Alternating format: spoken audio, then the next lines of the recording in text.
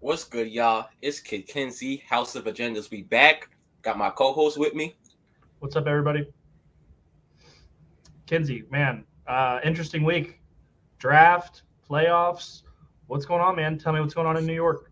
Um, Honestly, a lot. I don't watch hockey, but I think one of them are doing good. Baseball, the Yankees and Mets doing their things, and then on the basketball front, the Knicks are tied in a deadlock series with the Heat. Yeah. Um, yeah, I mean, obviously, I don't have anything to root for in Ohio at the moment. Uh, College football will be coming around sooner than later. But yeah, other than that, just been watching all the playoff series. Watched the draft. I know you're not big into the draft, but Yeah, um, Browns had a solid draft overall, and then Texans had a good draft, I believe, and then the Eagles. I think the Eagles are the best team in the league. oh yeah. I don't know how they just stuff just has been working for them lately. I mean, yeah, they don't miss in the draft, and then players want to play for them now. They Yeah, traded a seventh rounder for DeAndre Swift. Like yeah. That's mad that's a cheese. thousand. That's 1,000 yard back for a seventh rounder. Like it's That's just mad cheese. so. Eagles are my pick to win the Super Bowl right now. Obviously, that could change. Hmm. I don't know if maybe if the Chiefs could maybe add a piece before the season starts, Right. or or maybe the Bengals could add another defensive piece or something, a pass rusher, something to like even the playing field. But right now, I think the Eagles have the best roster from top to bottom. Hmm. Yeah. Uh, I think they're probably like the favorites to win that conference, but outside of like a few outliers like the Patriots or like Mahomes' Chiefs, it's rare for teams to go back. But if they're the favorite, I understand why. so I mean, yeah, I don't even I think the Chiefs and the Bengals and whoever you want to say out of the AFC still have a chance. I Hmm. just would say right now the Eagles just have a better roster than those two teams in my opinion. Um, so now it's like a good time to get your odds in if you're doing betting and things like that. Um, and yeah, good time for like MVP voting and things like that also. Hmm. Uh, Kinsey, you mentioned earlier when we were talking, Miami and the Knicks are deadlocked at 1-1. Um, Very interesting series so far. Two really interesting games. Um, Here's the thing. I think the story of this series turned into Jimmy's health.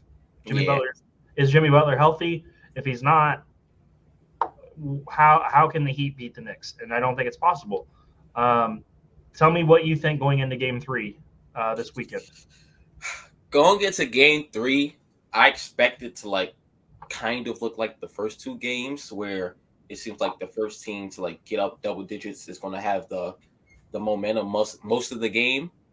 But like it's just the thing is the Heat are shooting way better than they've been doing in the regular season. Like I think they went from bottom, like close to last, to they're shooting the best in the postseason. And I'll admit, I didn't. I mostly slept on the Heat because like their overall roster. I never slept on Coach Spo, but Yeah. he got them out there balling, man. Like I'm just looking at it like, yo, how are these games close? Like Vincent Struess and everybody else, like I don't think these games should be close. Granted, I'm not expecting like a dominating performance, but man, like when they just sprinkle in their zone and like their attention to detail, not to take a shot like at the Cavs, but like Completely they just different. look way more prepared. And I think y'all have the most talented roster, but the Heat just look ready. Yeah, and that's right there's prime example of good coaching. Miami probably has the best coach in the league. I would assume most people Yeah. would put Spo in the top two or three. Hmm. Um, but here's a question for you as a Knicks fan. Um, Randall had a really good bounce back game in game two with what 25 on 46%. Yeah. That has not been him in the playoffs so far. I think he really helped because Brunson wasn't great either in the first two games. Hmm. Do you think Randall can continue playing at this level? Because it's harder in the playoffs, and he just the first series he was not good. Game one he didn't play obviously. Game two he was able to get to his spots. A little less of that step back deep mid range jump shot into a three. Um, do you think Julius Randle can continue to play at that level? I think he can because like Miami's like a bit smaller. Like his previous 2 playoff runs, he had Mobley and then Jared Allen, and then before that, it was Clint Capella down there. Bam, even though he's a better defender than Clint, like Bam has to deal with Mitchell Robinson keeping him off the glass, so that like leaves a bit smaller and like weaker people on Julius Randle. And like we said, it's not just he's not just taking the bad mid range shots anymore. Like I saw him driving a bit more, and the threes he did take, it was off like a catch and shoot from Brunson Hart or like Brunson or Hart or RJ. Yeah, and I want to correct myself. Jalen Brunson did have a good game too. I meant game 1. He was He was not great. But yeah, when those guys give you 30 and 25 together, and then you get RJ Barrett, they're very hard to beat. Especially, but here's the problem: you guys beat the Heat by 6 without Jimmy Butler, and you had 3 guys score mid-20s or higher. That's not a great sign to me. With me, I see it as the game should have been close, but on the other hand, there was like a portion where Strus and Vincent were looking like Dame and CJ. So while that's going to go up, I mean, I think that's going to like regress to the mean a bit more, even when Jimmy gets back. So yeah, it's tough, and like we've seen throughout these playoffs, sometimes when the star player misses a game, the team just cheeses. I don't know what to say. Okay, so 1-1. You guys are going to Miami. What is your prediction for Game 3? Oh, Miami, they don't have like the greatest home playoff crowd. Like they're never there to start. And like whenever the Knicks play Miami, or like even when they play the Orlando Magic, there'd be a lot of Knicks fans down there. So like I don't think the Knicks are going to feel like they're in a hostile environment. And plus, in a nasty, gritty defensive series like this, you know, momentum swings are like here and there. So I got the Knicks taking Game 3. Hopefully quickly snaps out of his funk. It's like ever since he found out he didn't win 6 Men of the Year, he's been bad. He had like one good game against y'all, hasn't been good this series. I'm expecting like somebody who was like damn near 16-4 off the bench to eventually play good. Right. I'm going to agree with you on this one. I think the Knicks take Game 3. And then I think in Game 4 we get a big Jimmy Butler game. I think it's going to take him. I think it's going to take him a game with the ankle. But I would not be surprised if he just all of a sudden hits 6 threes. He's got like this is not to say they're the same player or anything like it, but he's got that weird like Michael Jordan type thing. All of a sudden like Michael Jordan could hit threes in the playoffs, like Portland 6 threes. Like all of a sudden it's just like what the hell is going on? And like Jimmy Butler's got that like kind of trait where he all of a sudden in the playoffs he just turns up. I would not be surprised if we got a like crazy 6 3-point game from Jimmy in Game 3 and they steal it back. I do think you guys are the favorites. I'm gonna pick you guys to win. I just hold my breath. If he doesn't have a good Game 3, I expect Game 4 for Jimmy to go pretty crazy in Game 4 if you guys pick Game 3. And you just got to hope that Randall plays. I mean, 25, 12, and 8 is a pretty insane game. That's a wild stat line for a guy who's a very good player, but he's not consistent. Yeah, and that's the part of his game he needs the most in the playoffs. Honestly, what's scaring me is we had good RJ for like over a week now. I know eventually he's gonna go back to like that 13 points, 6 for 18 games. So I'm just hoping we win while he's on his hot streak. I don't understand how he's doing this. This is not who he's been for a while, and all of a sudden against Cleveland, he just figured it out, and I'm still upset about it. But if you guys have a 3-headed monster, Brunson, Randall, and RJ playing this well, you guys got a chance. I mean, you got a chance. And then the offensive rebounds that they finally started to show themselves again. Like Hartenstein in that fourth quarter, he had at least like 5 of them in like a 2-minute span. And that's like, and here's what I circled and I wrote this in big letters. Bam.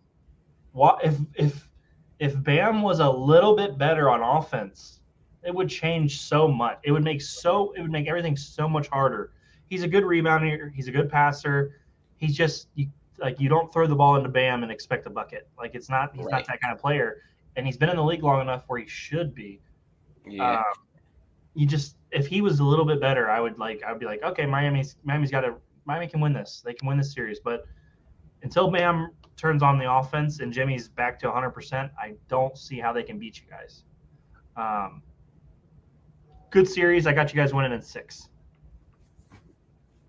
Yeah, I had it around there. I thought at first I had I said 5, but 6 if Jimmy has his Jimmy games. But it seems like the game they won wasn't a Jimmy game. It was like a Strus and Larry and Vincent game. And I don't think we're just going to like pack them up from here on out, because I do think Jimmy is going to cheese for one.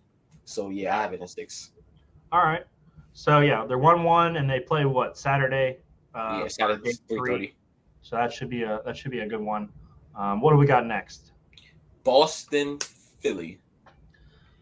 How much did the game one surprise you? A lot. But here's the thing. At the same time, it doesn't surprise me, and I'm going to tell you why right now. Jason Tatum is the most difficult superstar in the league.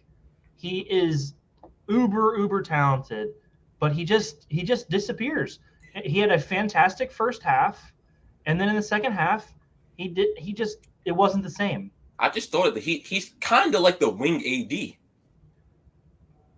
Yeah, and that's not a compliment, unfortunately. Jaylen Brown has been the best player on Boston the past 2 playoffs. Yeah, they cannot win the NBA title without Tatum being the best player on the floor for Boston. They're so deep. They've got shooting everywhere. They've got size. They've got everything they need. They need their best player to be their best player. Yeah. And to pose a question back to you about Philly, why do Harden and Embiid not work as well in the playoffs? There was a drastic difference between Harden when he was by himself, and then when Embiid came back in game 2, there was a drastic difference between we got like normal playoff Harden. Yeah. So what do you think about that? Like, why is their dynamic weird in the playoffs? I just think because Harden, he wants to defer too much. Like, he doesn't just want to play how he did in game 1. People make it seem easier than it really is. Like, it's not as simple as all right, Embiid's resting this possession. Now you snap back to Houston Harden, but 2 possessions later you're a facilitator Harden. Like, so I guess like he has a hard time balancing it. Granted, I'm not trying to excuse that. What was he like? 2 for 14? Yeah, that's you still have to play way better than that. But I think it's hard for him because going into game 1, he was like, okay, Paul Reed, or what his name is, okay, you're my Clint Capella. I got my shooters around me. It's Houston time. But I guess like now he was just, when he saw Embiid, he was like, okay, it's not Houston time. I won't have my like 13 ISOs a half, and it just messed him up mentally. And yeah, I mean, they just don't. I don't know why they're not meshing together in playoff situations. They were so good during the regular season. Harden led the NBA in assists, Embiid led in points, but then like, okay, how did you feel about Harden just going to Vegas and then coming back and having a shitty game? Is it like, it doesn't matter? It really doesn't. They're professionals. Yeah. But like at the same time, it's like you just had a 45-point game and then you come back for 2 for 14, and the only difference was you went to Vegas in between. Yeah, why couldn't you just wait? Why couldn't you just wait? He's just gonna. That's just Harden, so it's whatever. No, but like it's just Harden. But you can't go to Vegas and then play like shit. Like, I don't know. I don't know why it bothers me. Like, I get it. They're professionals. They're grown adults. Mm-hmm. But when you show back up and you're terrible, it's very confusing. Yeah. The Celtics in Philly 1-1 right now. Where do you see it going from here? I definitely have Boston in the series. I think I might have had 6. I'm still going to stick with that. I didn't expect them to lose game 1, but I still have them in this series. I have them tonight, even though it's in Philly there on the dog side. I just think Boston is the better team. Yeah. I have Boston also. I don't know. Philly just doesn't do it for me. I don't like. You see the pieces, and it just like Tobias Harris should be like one of the better third options in the NBA. Yeah. But he's not even. But now he's not even the third option. He's not. He's the 4th. He should be the best 4th option in the league. Yeah, like he's low key a very overqualified 4th, because what was it? When he was on LA or like on the Magic, he was like a fringe all-star. Yeah, no, when he was with the Magic, he was very close. But like Maxey is a great third option. Harden's Yeah, obviously a really solid second. They have four really strong options, but Tobias Harris is just like, I don't. What do you trust him to do? Like, it's hard to trust him to I do know, anything. and like yeah, he's one of those people. I never know what to do with his props. I don't know what I'm going to get. I just always go over 1.5 threes just in case because people are going to leave him open in the corner, and Yeah, corner three should be the easiest thing. So you got Celtics in 6 still. yeah, I also still have Celtics in 6. I'm entertained by this series. I just couldn't imagine if like Harden and Embiid like could figure out their playoff and mesh how good they could really be. right. What do we got next? We out west with it, and we're probably going to discuss Golden State Lakers the most. So let's start with Denver versus Phoenix. Do you think the Suns are on sweep watch? No. No, I don't. But I am in getting beaten 5 watch. So you think they steal tonight, or they still They have to. Hey. This is it right here. If you don't win game 3, this is over. My thing is game 1, his overall stats look nice, but that was a quote unquote bad Jokic game, even though like that's still an elite game. And then game 2, you had a very, very awful Murray game, and you wasted that. So you wasted a bad Jokic game, you wasted a bad Murray game. KD and Booker so far in the series have combined for over 100 points, and you lost by double digits both times. Yeah, and I just want to say Jokic has been the best player in the playoffs by a decent margin, in my opinion. A bad game for Jokic was what 25 and 19. Yeah, you saw what Aiton said when they asked him about like that volleyball play from game 1 when he was staying out of bounds. What am I supposed to do? Yeah, that's that's not like you don't want that from your center. Like that's crazy. Like, sorry, 24 and 19 was an off game for Jokic. Like, it's just he's been phenomenal, and there's not a lot the Suns can do because the Suns are limited on their bench. They're just very limited, and they don't play. They don't play T.J. Warren. They don't play Terrence Ross. 2 guys who could get you 16, 15 to could erupt for 15 points in a quarter. Those guys have that kind of ability. Like T.J. Warren is a bucket, and going back to Landry Shamet.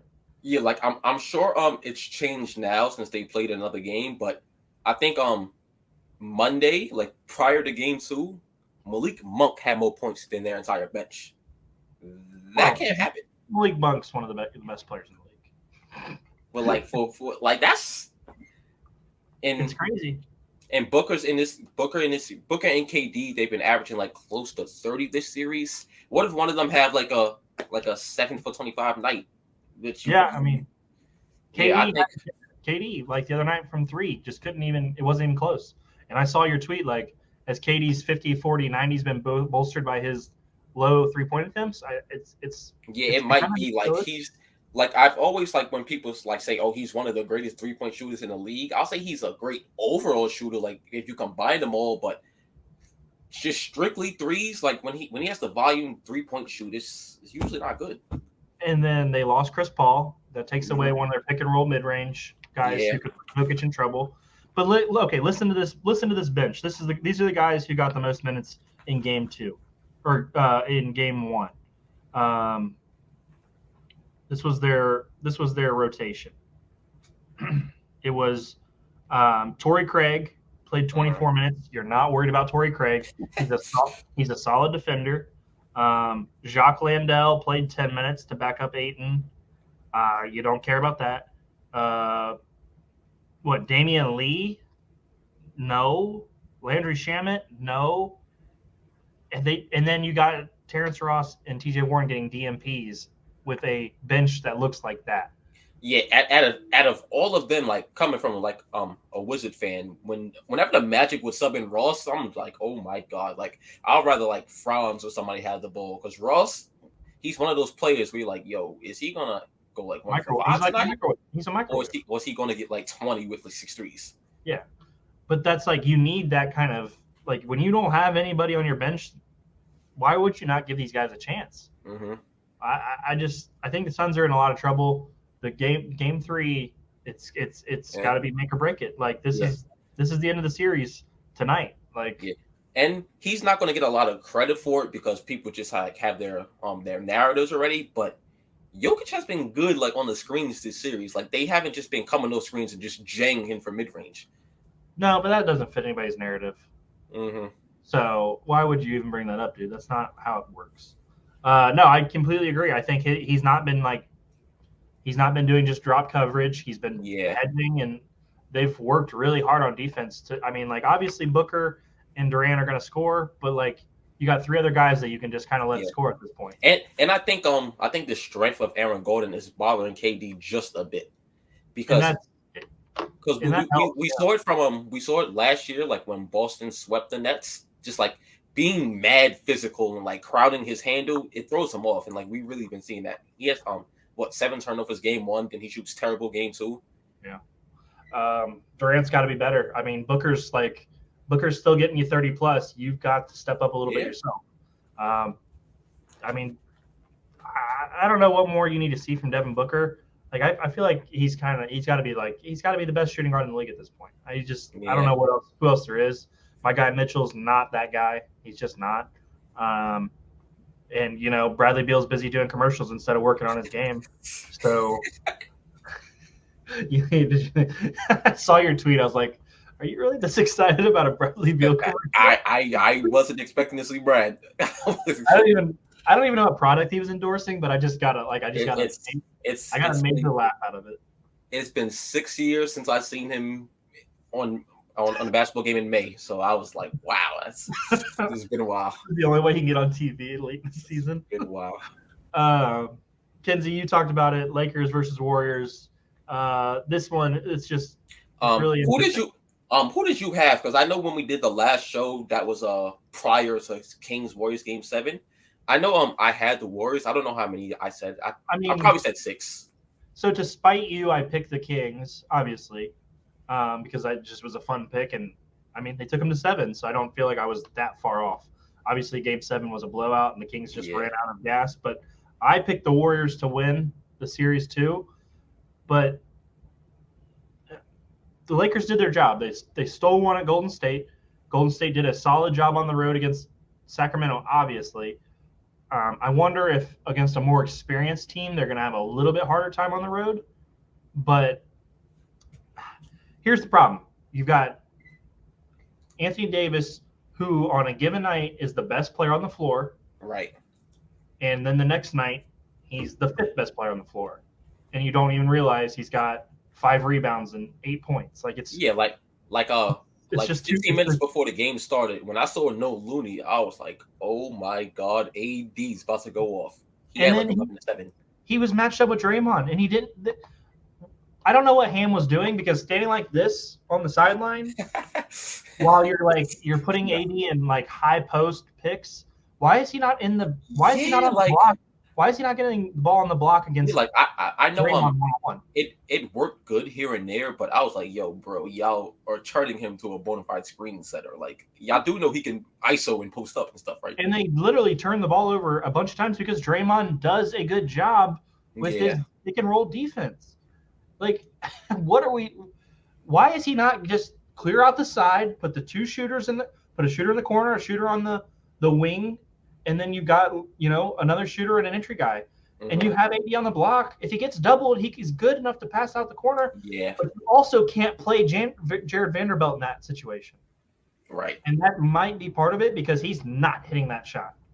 He is terrible on offense. He's one of the worst offensive players in the league. But Anthony Davis coming off a 30 and 20 game was nothing. He was not a factor. And I've seen some people, well, obviously you're happy with a split, but like, all right, we're going home now. But I think like for certain teams and certain players, like at any given night, in the first 2 games they hit 23s. Just because you're home, they're not about to forget how to shoot. So yeah.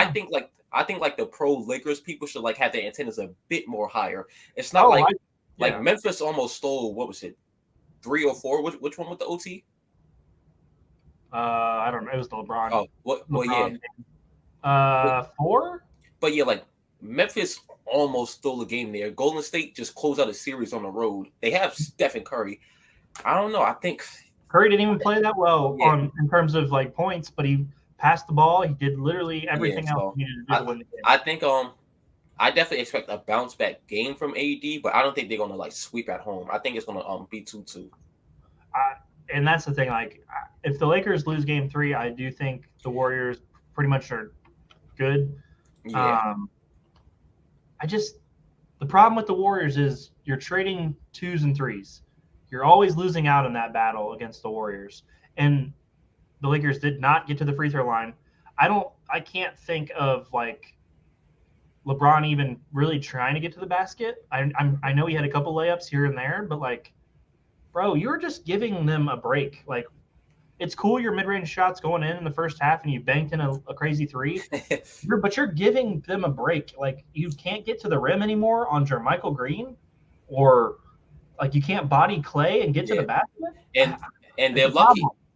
They're lucky Game 1 that Mr. Unethical Hoops took a Dame shot, because if that went to overtime, the Lakers they were gassed. They were gassed. I mean, you know, we've harped on unethical hoops and ethical hoops for a while now.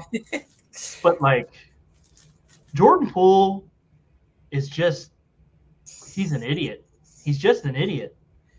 There was a play where he was getting guarded by somebody, might have been D'Angelo Russell.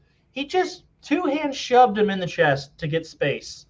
And then he held up his hands like he did nothing. Like, he's just such a, like, watching Steph react to his stupid plays is actually hilarious to me. Yeah, I understand. I understand the role he's supposed to play. He's supposed to be the Jamal Crawford, the Lou Williams stuff. Come in, take a bit, ill-advised shots. You're a volume scorer off the bench, but it's like sometimes like he'll sprint past his defender. He'll see AD, or he'll try like an off-footed jelly layup. I'm like, yo, relax, relax. He can't help it. I don't know. He just, like, they paid him $120 million. Yeah, that's a lot. That's a lot for a 6-man volume score. That's a lot. I mean, you think Steph really wants to let Clay go in free agency and deal with Poole as a starter next year? Yeah, I don't think. How's that going to work out? Because there's no way Steph wants to sign up for that. Yeah, I think it's going to cost a lot. It's going to be in a luxury tax, but you can't break that pair up. You can't break that pair up. But then Draymond, where does Draymond go, do you think? They got to restructure some contracts. You can't break. I don't think they can afford. They're already in the luxury tax. I don't think they can do it. I think one of them has to go for sure. And obviously, Clay's got to cost more than Draymond. I just think they'll be making a huge mistake, because, like, as you see yesterday, Curry's definitely way more consistent than Clay, but Clay's flamethrower, it ignites. Yeah. The only issue is he think it's always on. So, like, there's some shots. Mark Jackson said yesterday, "Oh, you can't give Klay Thompson a wide open shot." I was like, "What? That was a heavily consistent mid-range shot. What are you talking about?" Why was Jeff Van Gundy so upset yesterday with the Warriors? He was just on their ass the whole game.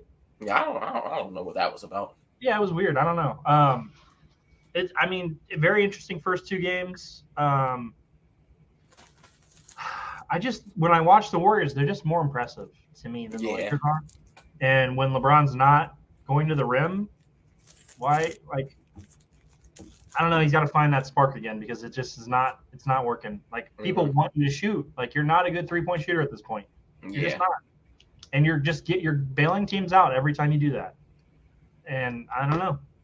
D'Angelo Russell had a solid game. I mean, other guys had solid games, but you've got Jared Vanderbilt out there who you don't have to worry about from 3. LeBron, you really don't have to worry about either. Like, that's 2 non-threats right there. And Reeves has not been shooting the ball well. So it's kind of like, something's got to change. Right. Golden State made a change. They made a chess move. Yeah, Looney might have been sick, but the green and green guys, they definitely made an impact on the game. Yep. Like, it made it more difficult. So we got to see what the Lakers do back, besides Darvin Ham sitting there going like this on the sideline. Darvin Ham. Let's see. Last thing I want to ask you. Now that the Jets are officially they have a quarterback. You guys have signed a couple Packers. Okay, what are your expectations for this year? Is it Super Bowl or bust, or is it Nah. AFC championship game type?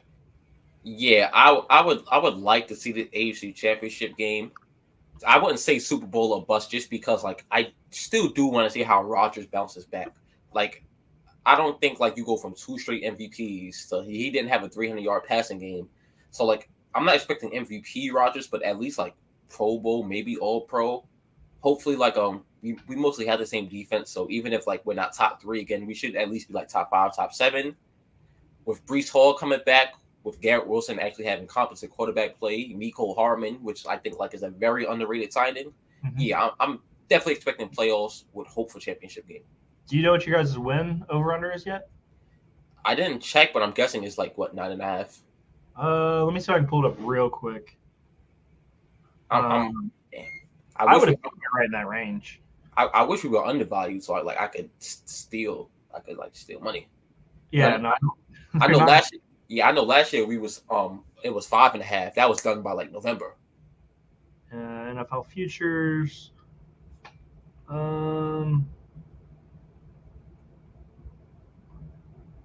Where's the team wins? Win totals. Here we go. Jets.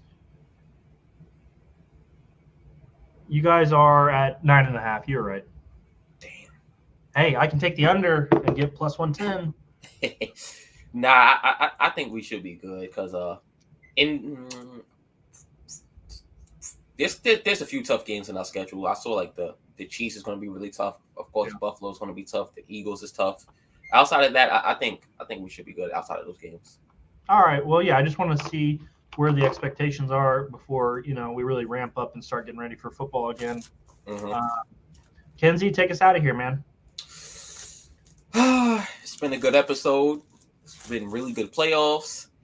Go watch Guardians of the Galaxy. I'm doing it today at like 5:30. Then I'm be home time for the playoffs. So that's what the night and evening is looking like.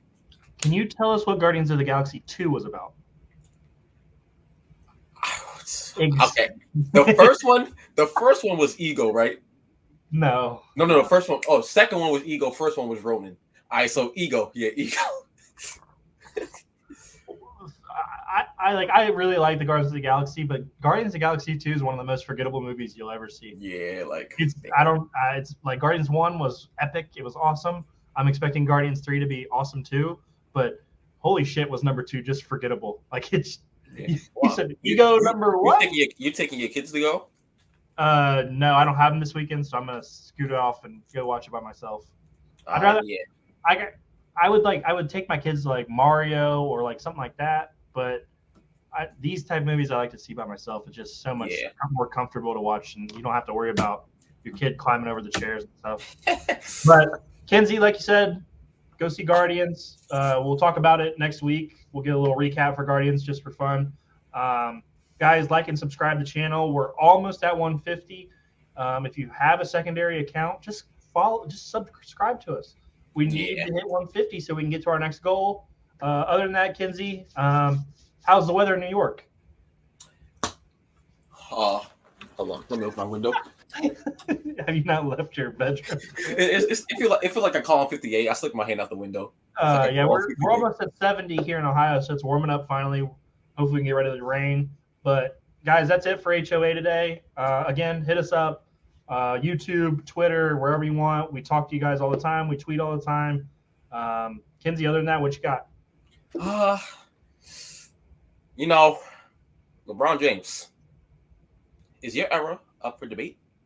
Watch the short to find out. Yeah, no, the short was very interesting.